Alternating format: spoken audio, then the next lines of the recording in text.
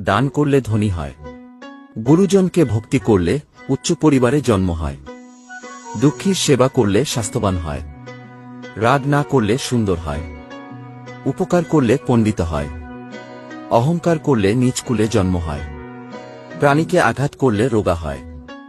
হিংসা করলে বিশ্রী হয়। পরের অনিষ্ট করলে মূর্খ হয়। প্রাণী হত্যা করলে অল্পায়ু হয়। ব্যভিচার করলে নপুংসক হয়। সাধু সৎপুরুষ দর্শনে দৃষ্টিশক্তি বর্ধিত হয়। সকল জীবে মৈত্রী পোষণে স্বাচ্ছন্দ্যময় জীবন লাভ হয়। অন্নদানে আয়ু, বর্ণ, সুখ, বল, প্রজ্ঞা লাভ হয়। দান, শীল, ভাবনা তথা শীল, সমাধি, প্রজ্ঞানুশীলনে নির্বাণ সম্পত্তি লাভ হয়।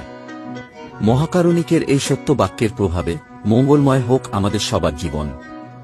ধম্মদানং সব্যদানং জিনাতি, অর্থাৎ ধর্মদান সকল দানকে জয় করে। পৃথিবীতে যত দান আছে তার মধ্যে ধর্মদানই শ্রেষ্ঠ। সকলের মধ্যে প্রজ্ঞা উৎপন্ন হোক। সাধু, সাধু, সাধু।